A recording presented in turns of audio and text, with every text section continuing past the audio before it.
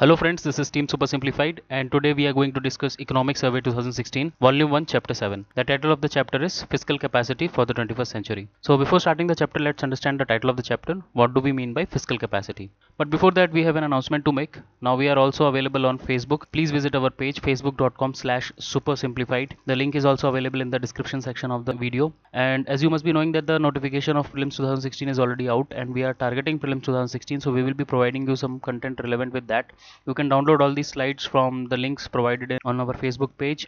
You can download some notes which will be coming soon, and we will be conducting some daily quizzes where we will discuss some important questions relevant with Prelims 2016, and you can discuss them there on a weekly basis. We will be coming up with a video where we will be giving a detailed explanation. You can connect with us and you can chat with us on the same page. You can pose your queries. So please visit our page, please like it and share it with your friends. So that's a request from our side. So let's move ahead. So we were discussing fiscal capacity. Fiscal capacity is the central theme of this chapter. So you must be very clear with this concept before we proceed to the other topics. So in simple words, we can say that fiscal capacity is the ability to generate revenues. But whose ability? Ability of the government to generate revenues. So we are talking about the government's ability to earn, its sources of income. By the way, why should government earn? It should earn because it has to undertake various development projects. It has to build roads, flyovers, fund various welfare schemes like Manrega, Smart Cities, Startup India, and it has to pay salaries to the defense forces, government employees who are running the government machinery in the country, right? So how efficiently it will be able to fulfill these responsibilities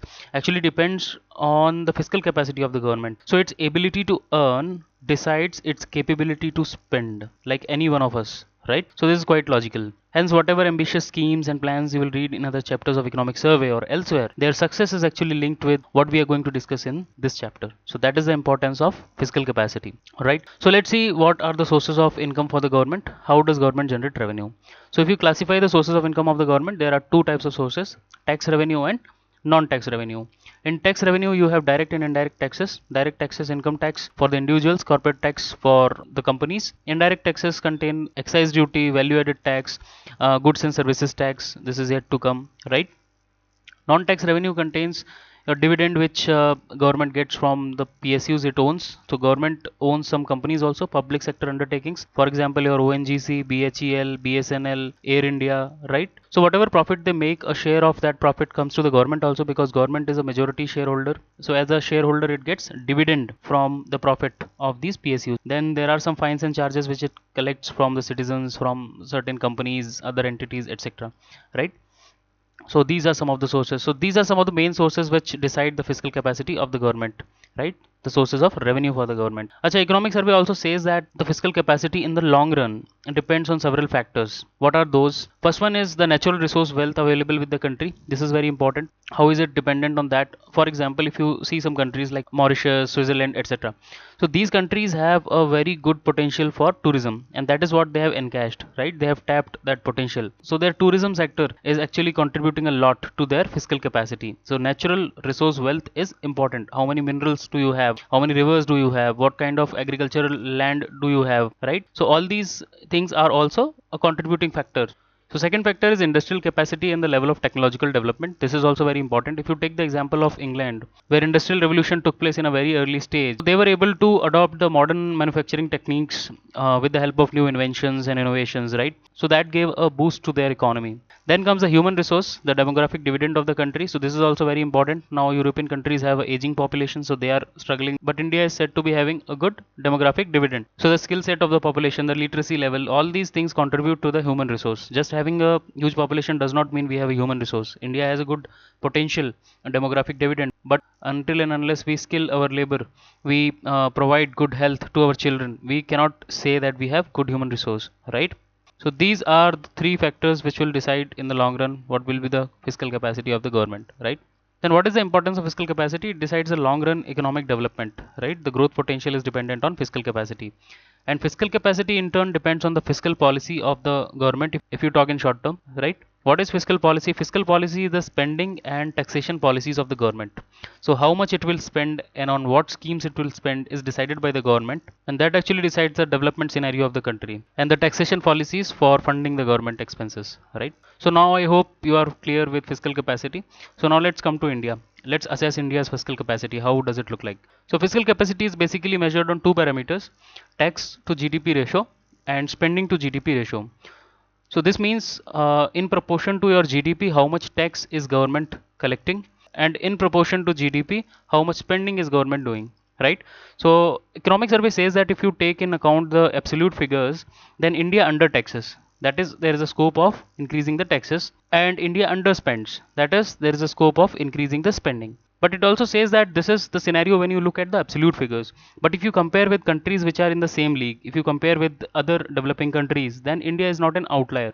It is doing pretty well, right? And if you compare with developed countries also, not their present situation, but when they were there in developing stage like us some time back, so even they took time to build their fiscal capacity, right? So we are moving on a right track. So we are in a healthy shape right now if you talk about the fiscal capacity, but still there is a scope of improving it. So that we will see in coming slides. But there is an area where India needs to improve a lot, and this is a cause of concern for us. This is where we are an outlier. Individual taxpayers, the number of individual taxpayers in India. So only 4% of the voting age population is actually paying taxes. And ideally the target should be 23%. This is why the tax bracket of the government is very small. So 96% of the people are outside the tax bracket, right? So how to increase this number?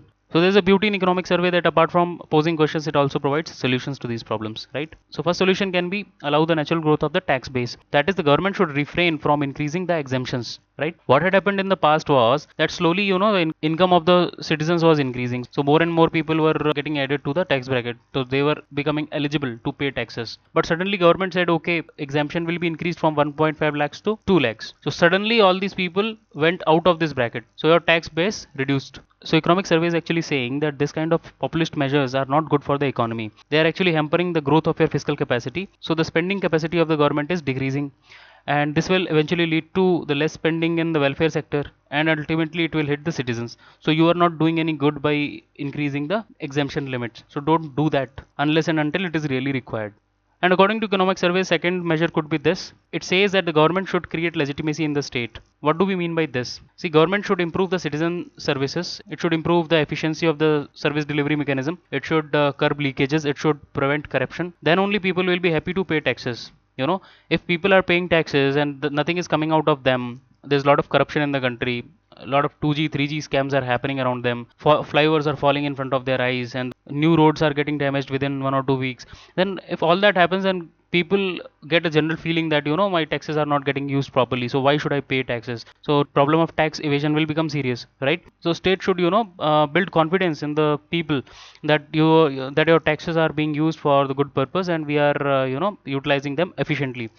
Then people will happily pay taxes, right? So this is also an important point. So now let's do a cross country comparison. So this table actually shows the performance of various countries on these parameters, and the figures shown here are actually a share of percentage of the GDP. So 19.4 means 19.4 percentage of the GDP of the country. Okay, so here you have total tax, total expenditure in human capital, direct taxes, individual income tax, property tax, and indirect tax, and we are having these amounts as a percentage of GDP. So India's tax collection is 16.6 percentage of GDP. Like China and Brazil, we are far behind, right? Total expenditure for Brazil is 40.2% of the GDP. For India, it is 26.6%. If you talk about the expenditure in human capital, then it is 11% for Brazil, and for us it is only 5.1%. Direct taxes also 5.6%. For Brazil, it is 7.3%. So these figures are actually telling that we are undertaxing, right? So we are undertaxing, and we are also underspending, right? So if you come to this figure, this is very interesting. So 2.1% of GDP is actually coming as an individual income tax. If you compare with other countries, you have 9%, 9.8%, 3.7. Brazil also has more than us 2.3%. So why is this less? Because only 4% of our population, voting age population, is actually paying taxes, right? It comes under the tax bracket.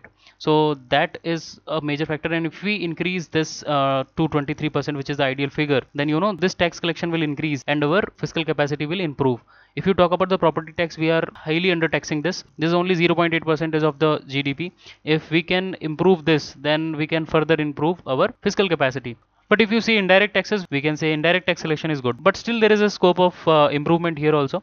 But we should increase the indirect taxes very judiciously, because indirect taxes are regressive in nature. If you increase the taxes on a matchbox, you say, then that matchbox will also be used by a poor person, right? So indirect taxes are actually a burden for the poor of the country. So this should be increased very judiciously. So what is the overall picture we got? So India has a very good scope of improving in two areas: individual income tax and property tax, right? And the total expenditure hence can be improved if your fiscal capacity is enhanced, right? So that was a cross country comparison. Now let's compare India with itself today versus the past. So this is a graph. On the y-axis you have percentage of GDP. These figures are percentage of GDP. On the x-axis you have the timeline. So we are starting this from 1960 onwards, and this is going on till 2010. So we have a span of 50 years.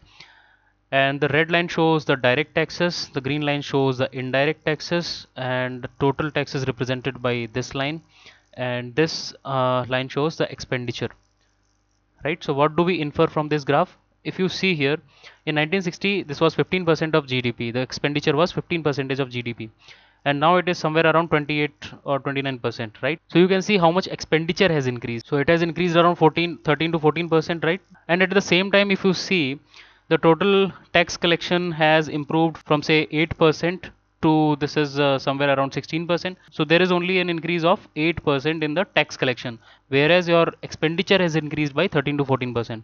So this is the anomaly we are talking about. So if your expenditure is increasing faster than the tax collection, what will be the problem? The problem will be there will be a high fiscal deficit, right? And the government has to borrow money to fund its development activities and other obligations, right?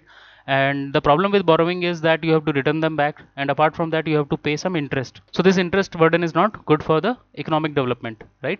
And we can see another trend.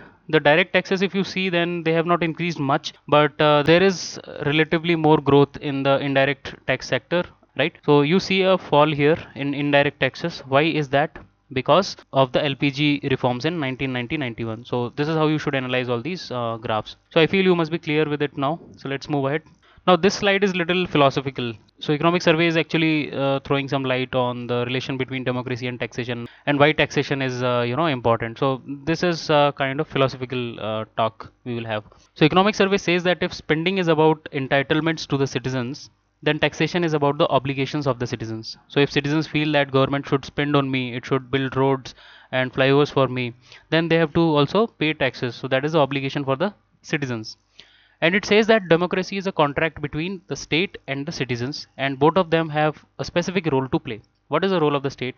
State's role is to create the conditions of prosperity. It has to provide the infrastructure, it has to provide proper law and order situation, it has to ensure that good education is provided and the population is healthy.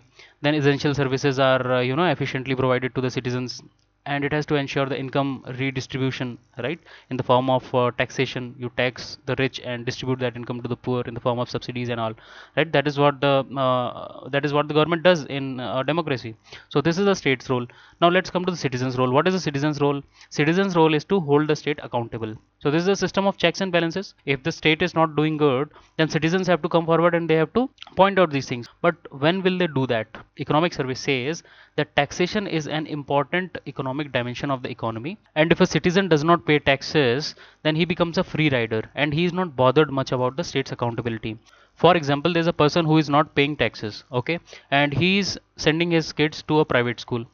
Now he will not be bothered how the government schools are functioning, what kind of facilities are provided, what kind of teachers are available in the government schools, because he is not paying taxes, he is not bothered. So he is not an active participant in the democracy. So that is why taxation is actually a glue that joins the citizen with the state and hence ensure the accountability of the state. So this is a kind of deeper meaning which the economic survey conveys. So this is a different dimension provided to the philosophy of taxation. All right. Now we have seen all the problems and possibilities. So now let's see what kind of measures the government can take in order to improve the fiscal capacity of the country. So first of all, reform through inaction. So here economic survey says that do not increase exemption threshold every now and then unless and until it is required. Don't resort to the populist measures. So it says that in year 2013, government increased the exemption limit from 1.5 lakhs to 2 lakhs. If it had not done that, then our fiscal capacity would have improved by 1.65 lakh crore rupees. So we should allow natural growth of tax base.